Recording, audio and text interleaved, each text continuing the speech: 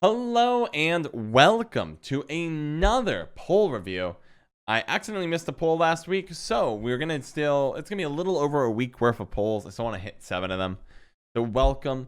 I'm looking forward to talking about what the Plain Talk YouTube fam has been thinking and saying. Diving right in, have you been watching or plan to watch this weekend's Gwent Open? Yes, no, what is a Gwent? I don't know what a Gwent Open is. I think there's a couple takeaways here. Esports is still really popular. Almost a third of the people are planning on watching it. And the vast majority of people know what it is. Let's go ahead and pop into Sean's comment. I think it's important to remember that the kind of people engaging with the Gwent content on YouTube and Reddit already are a very subset of the whole community. There are bound to be a lot more casual players who won't be watching or have no idea what it is. I agree. I think Sean is correct here. This poll only really is getting to the most engaged people in the Gwent community when it comes to content and watching stuff. Because there are a lot of people who play Gwent and just don't engage in that regard. And that is okay. It's perfectly fine. But it's interesting how if you are engaged on the YouTube side, hence you're seeing this poll, a lot of people could pop over to the Gwent Open and it's a big deal. There's a little bit more market penetration here that CDPR could do, but they've done a nice job actually. The fact that you have a third of the people who are engaged on YouTube basically carrying over to the Gwent Open is a huge deal. Very interesting. Florian coming in with the hot take of, although this Open kind of came out of nowhere for me, I started watching it with anticipation. After a couple of games, I realized it's the same matchups over and over again. And for day 2, it'll just be running in the background to find out who wins and get rewards. I like the state of the game. I like the state the game is currently, but this Open's too boring for me. Right. And this is a tough part for the esports scene, right? In the sense of, well, 2 parts here. First is that particular Open had like 4 decks. 4 factions played. Decks were not very different.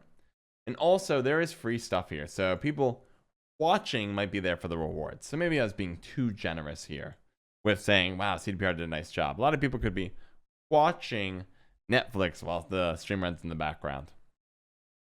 Moving along, do you think CDPR should add more leader abilities to Gwent for each faction?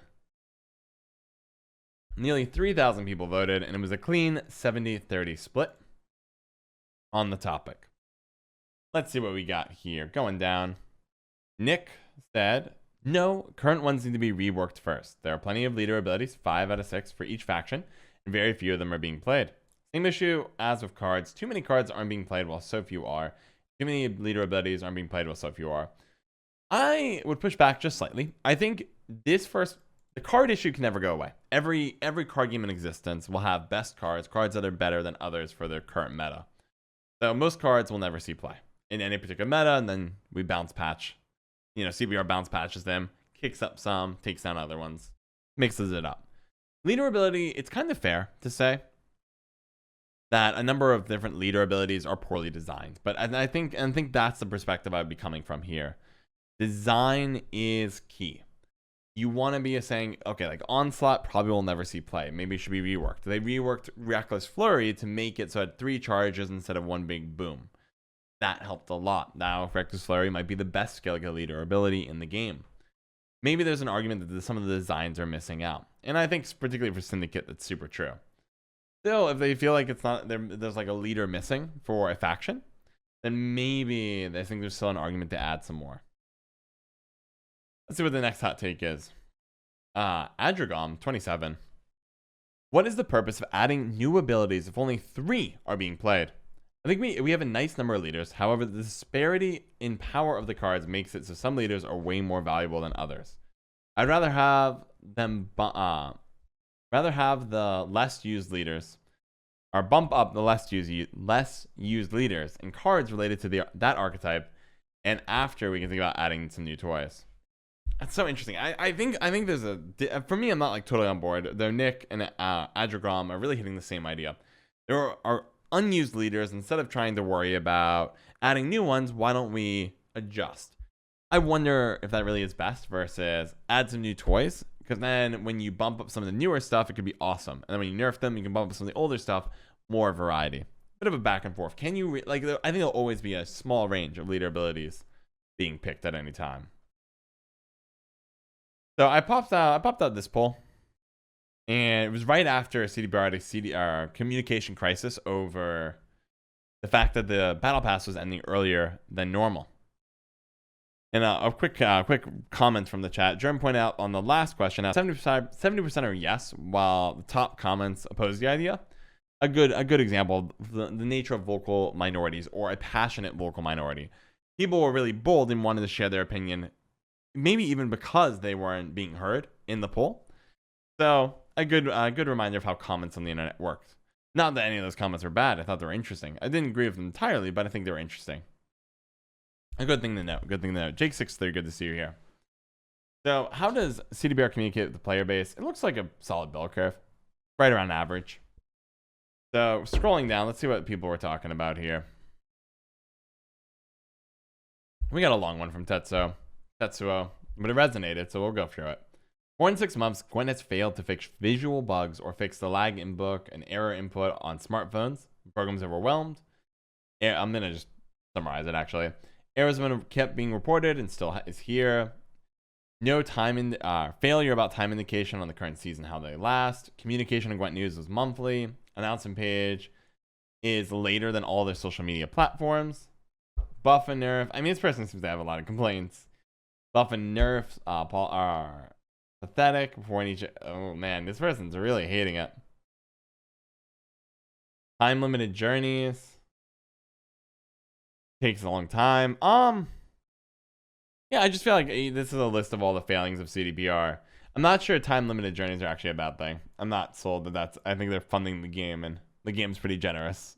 They even just made extra nice reward trees, so I don't really necessarily mind time limited journeys if it funds everything. But I think,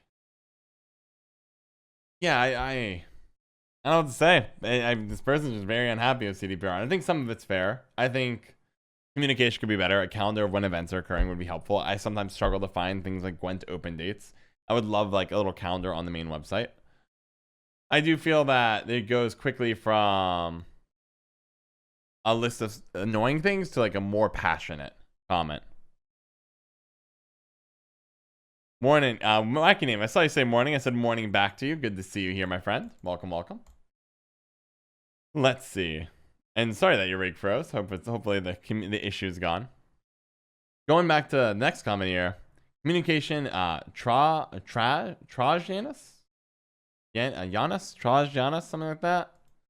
Communication is two-way street. Given that I've never looked at CDPR Gwent forums or provided them any feedback on my own, doing a great job, but I'm a very new player, 2 to 3 months, and a very casual player. Don't have a complete deck for any faction. That's a good paradox. Are you seeking out CDPR's communication? It's a two-way street. You got to put it out, and then you have to get it back. I think there could be improvements, but it's a fair point as a new player.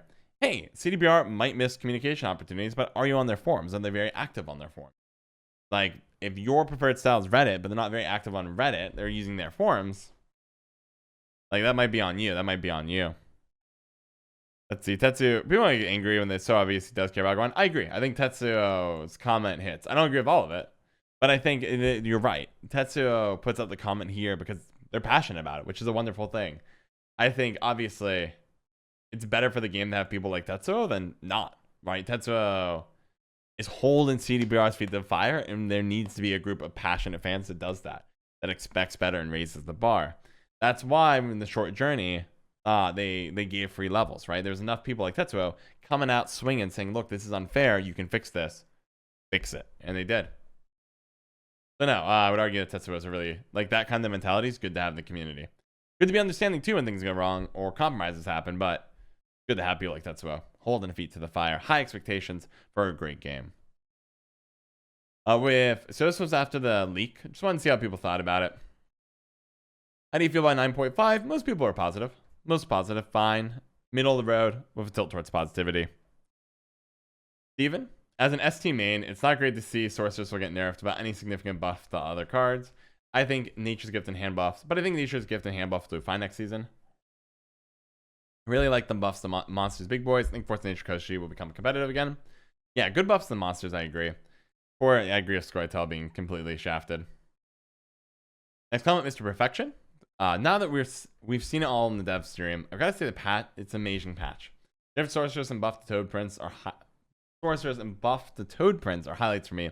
Can't wait to play it tomorrow. I don't really have much to say. I'm really enjoying the patch now that it's fully out. I agree. But it's Squirtle definitely got destroyed. Wacky name? No, I don't. I'll be honest. Any crypto mentions in chat, I don't make investing. I don't invest in crypto. Hopefully things went well with that for you, my friend. Let's see. PlainTalkJon. The new Journey is Regis and now available in Gwent. What do you think about it? People love it. People love it. Very popular. Not a surprise there. Florian coming in hot with the really like Regis. He was my favorite character from the books. Also like the premium card rewards given this time. Seems like they've heard the feedback from the Artuza Journey. The transforming cards. I've not played that much, but Heatwave, for example, is nice. I like it. Yeah, the premium cards are much better in this journey. And there's music. And there's multiple models. It's actually the most ambitious journey. Maybe so far. Really like it. Really like it. Long live the design team from Yanis. Long live the design team. The art is marvelous as always. They did a great job. I agree. It's a great journey. Maybe the best so far. Next. What do you think of the Savine Gwent event? Most people seem to like it. It's great. It's great. It's fine. Very people dislike it. Mr. Perfection, as usual, it's great. Not grindy at all. Rewards are dope. Lasts just long enough. No complaints here. And ransoms, it is okay, but be happier if it was a bit longer. I finished the event first day since it was way too short. Maybe there are there could be a random prize pool as former Savine to keep more players in the game. Interesting thought. I kind of read that quickly. Let me back it up. Backing it up here. Let's see. So I think Mr. Perfection, I'm on the same page as you. I thought it lasted long enough. It's not too bad if you're willing to just grind it out real fast. Like went for like 5 hours, 3 hours. You get most of them done. Only thing I dislike is I couldn't see the quests in advance when I was picking each crone. I would have picked in a different order. Would have been able to go through it a little bit faster. So I can sympathize with wanting it to be a bit longer, especially if you don't have all the cards. Not sure about the randomized prize pool, but that sounds interesting. A way to like whatever crone you pick first, get something. Maybe not randomized. I think the CDPR once got burned when it came to randomly getting a Christmas back way back in the day, and it was just impossible to get the Cardinal of the Snow. That went really poorly, so I think they avoid randomized and loot drops like that. But all in all, it is, I think, a great event. Like, hope they do more. It's a great way to get people into the game. Popular, interesting characters. People love crones. It's nice. And that summarizes it. I don't know if it's 6 or 7, but I know I missed one accidentally one day. We'll call it here. I hope you enjoyed another round of poll reviews. Thank you so much to all the YouTube fam who contributed to this week's poll review via voting, via commenting. I love all of you. Thank you, Twitch fam, for hanging out here. Love all you guys, and I will see you all soon. Take care. Shout out to McRandar, pseudonym 81, and Ahmed Ali for all their generous support on Patreon.